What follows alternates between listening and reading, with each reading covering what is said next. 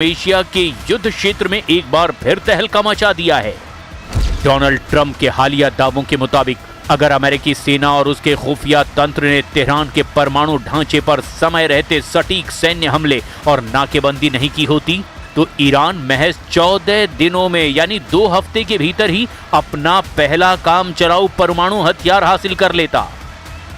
अंतर्राष्ट्रीय परमाणु ऊर्जा एजेंसी और अमेरिकी खुफिया रिपोर्टों के आंकड़ों का हवाला देते हुए ट्रंप ने कहा कि ईरान ने नातांज और फोर्दो के अंडरग्राउंड ठिकानों में यूरेनियम संवर्धन का स्तर 60% से बढ़ाकर 90% यानी वेपन ग्रेड के खतरनाक स्तर तक पहुंचा दिया था। एक परमाणु हथियार तैयार करने के लिए लगभग 25 किलोग्राम 90% तक संवर्धित यूरेनियम की जरूरत होती है। ईरान ने अपनी सुविधाओं में उन्नत IR-6 सेंट्रीफ्यूज की हजारों खेपें तैयार कर रखी है जो सामान्य सेंट्रीफ्यूज की तुलना में 10 गुना तेजी से यूरेनियम संवर्धित कर सकती है। 2015 के परमाणु समझौते यानी JCPOA के दौरान ईरान का ब्रेकआउट टाइम 12 महीने था जो अमेरिकी हमलों से ठीक पहले घटकर महज 10 से 14 दिन रह गया था। ट्रंप प्रशासन का दावा है कि अमेरिका के द्वारा B-2 स्टील्थ बम वर्षकों से किए गए प्रीएम्प्टिव स्ट्राइक्स ने ईरान की मुख्य संवर्धन केंद्रों को कम से कम 3 साल पीछे धकेल दिया है।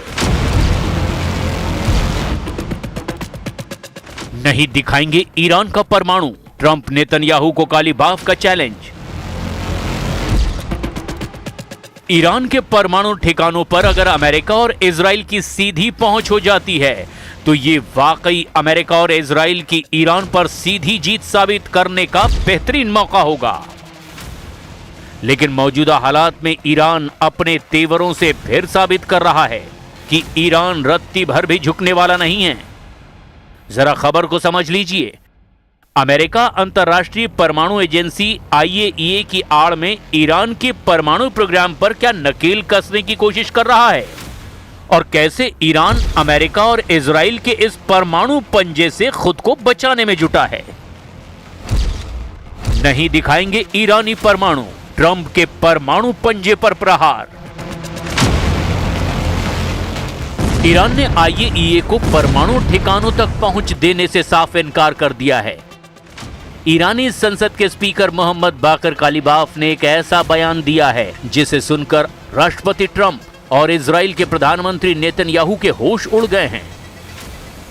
मोहम्मद बाकर कालिबाफ ने तो 2 टूक शब्दों में कह दिया कि ईरानी कानून इस बात की अनुमति ही नहीं देता कि IAEA ईरान के 3 परमाणु ठिकानों का दौरा करें। ईरान के इस्फान, फोर्दो और नातांज परमाणु ठिकाने ईरान के परमाणु कार्यक्रम के मजबूत स्तंभ माने जाते हैं। तीनों तकनीकी रूप से एक दूसरे से जुड़े हुए हैं। इनके बिना ईरान का परमाणु ढांचा अधूरा है। अमेरिका और इजराइल चाहते हैं कि IAEA के जरिए ईरान के इस्फान, फोर्दो और नातांज का पूरा कच्चा चिट्ठा सामने आ जाए। IAEA चाहता है कि वो ईरान के तीनों परमाणु साइट्स इस्फान, फोर्दो और नातांज का बारीकी से निरीक्षण करे और पता लगाए कि आखिर ईरान का 440 किलो 60% संवर्धित यूरेनियम कहां छिपा है। अब आप ये भी जान लीजिए कि ईरान के ये तीनों परमाणु अड्डे इतने ज्यादा अमेरिका, इजराइल और IAEA की आंखों की किरकिरी क्यों बने हुए हैं।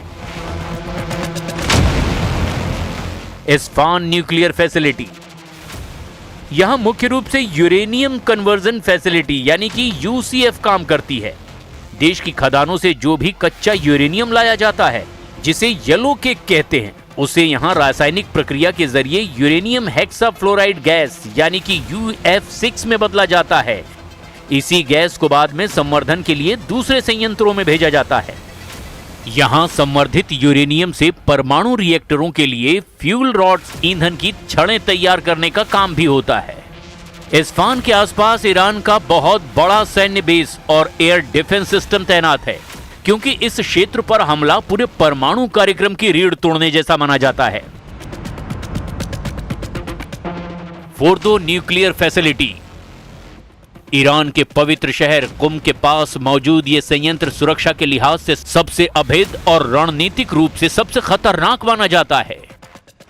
फोर्दो को एक विशाल पहाड़ी के अंदर लगभग 250 से 300 फीट की गहराई में कंक्रीट की मोटी परतों के नीचे बनाया गया है। इस बनावट की वजह से इस पर पारंपरिक हवाई हमलों या फिर बड़े बंकर बस्टर बमों का असर होना लगभग नामुमकिन माना जाता है। यहां आधुनिक और एडवांस सेंट्रीफ्यूज जैसे कि IR-6 के जरिए यूरेनियम को सीधे 60% या उससे ज्यादा शुद्धता तक समृद्ध किया जाता है, जो मेडिकल रिसर्च के नाम पर सैन्य स्तर के बेहद करीब है। नतांज न्यूक्लियर फैसिलिटी ये ईरान का सबसे बड़ा केंद्रीय और मुख्य यूरेनियम संवर्धन संयंत्र है, जो इस्फान प्रांत के अंतर्गत ही नतांज शहर के पास मौजूद है। नतांज में बड़े पैमाने पर औद्योगिक स्तर पर यूरेनियम संवर्धन होता है। यहां जमीन के ऊपर और जमीन के नीचे विशाल हॉल्स बने हुए हैं, जहां हजारों की संख्या में सेंट्रीफ्यूज 24 घंटे घूमकर गैस को समृद्ध करते हैं। अपनी विशाल क्षमता की वजह से ही संयंत्र हमेशा इजराइल और अमेरिका के निशाने पर रहा है। ما فعلا داریم یک مسیر موقت رو طراحی می‌کنیم که بعد در مراحل بعدی تبدیل به مسیر نهایی بشه. یک کار فنی هست بین متخصصین دو کشور داره انجام میشه. نیروهای مسلح درگیرش هستن. به هر حال اونها صاحب نظر اصلی در این خصوص هستن. ممکن هست که به زودی به نتیجه برسیم ولی इसीलिए ईरान ने दो टूक कहा है कि हाल के हमलों का शिकार हुए अपने परमाणु ठिकानों का निरीक्षण करने के लिए अंतर्राष्ट्रीय परमाणु ऊर्जा एजेंसी के निरीक्षकों को वो अनुमति नहीं देगा। ईरानी संसद के अध्यक्ष मोहम्मद बाघेर कालिबाफ ने कहा कि इन ठिकानों तक IAEA की पहुंच की खबरें पूरी तरह से गलत हैं और देश का कानून इसकी इजाजत नहीं देता। सरकारी टीवी चैनल IRIB को दिए साक्षात्कार में गालिबाफ ने कहा कि ईरानी संसद और सर्वोच्च राष्ट्रीय सुरक्षा परिषद ने ऐसा कानून बनाया है जिसके तहत बमबारी से प्रभावित परमाणु स्थलों तक किसी भी परिस्थिति में विदेशी निरीक्षकों को पहुंच नहीं दी जा सकती। उन्होंने कहा है कि निरीक्षकों को वही पहुंच मिलेगी जिसकी अनुमति सर्वोच्च राष्ट्रीय सुरक्षा परिषद देगी। ईरानी संसद के अध्यक्ष मोहम्मद बाघेर कालिबाफ ने दो टूक कह दिया कि फिलहाल IAEA को केवल 2 परमाणु प्रतिष्ठानों बुशेर परमाणु ऊर्जा संयंत्र और तेहरान अनुसंधान रिएक्टर तक ही सीमित पहुंच दी गई है और ईरान इसी व्यवस्था का पालन करेगा। و روشن بگویم تا زمانی که تعهدات آمریکا در تفاهم نامه از جمله رفع محاصره، آزادی اموال بلوکه شده، رفع تحریم نفت، پایان تهدید و عملیات نظامی در همه جبهه‌ها و دیگر شروطی که در تفاهم نامه آمریکا با آن متحد شده است اجرایی. दूसरी तरफ अमेरिकी नौसेना ने पश्चिम एशिया में 250 से ज्यादा दिनों से तैनात विमान वाहक पोत USS अब्राहम लिंकन को वापस बुलाकर उसकी जगह USS जॉर्ज बुश की तैनाती की है, जिसकी पुष्टि रिपोर्ट से हुई। ये कदम अमेरिकी नौसेना के सामने खड़े गंभीर परिचालनगत चुनौतियों और मध्य पूर्व की रणनीतिक प्राथमिकताओं को दोनों को दर्शाता है। USS अब्राहम लिंकन ने बिना किसी रेस्ट के समुद्र में 250 से ज्यादा दिन बिताए, जिसमें लगभग 200 दिन बिना किसी पोर्ट कॉल बंदरगाह पर रुकने के लगातार ऑपरेशनल मोड में रहे हैं। रिपोर्ट्स के मुताबिक लंबे समय तक युद्ध क्षेत्र में रहने की वजह से नौसैनिकों के मनोबल में भारी गिरावट आई और मानसिक तनाव व आत्महत्या की कोशिशों जैसी घटनाएं भी रिपोर्ट की गई हैं। अमेरिकी सीनेटरों और रक्षा मीडिया की रिपोर्ट के मुताबिक पोत पर भोजन की कमी, पीने के पानी की खराबी, प्लम्बिंग की विफलता और डाक के साथ दूसरे पार्सल न पहुंचने जैसी अव्यवस्थाएं भी पैदा हो गई थी। नौसेना के बेड़े का लगातार इस्तेमाल होने से जहाजों की समय पर ओवरहॉलिंग और तकनीकी मरम्मत नहीं हो पा रही थी, जिससे अमेरिकी नौसेना की ओवर स्ट्रेचिंग उजागर हुई।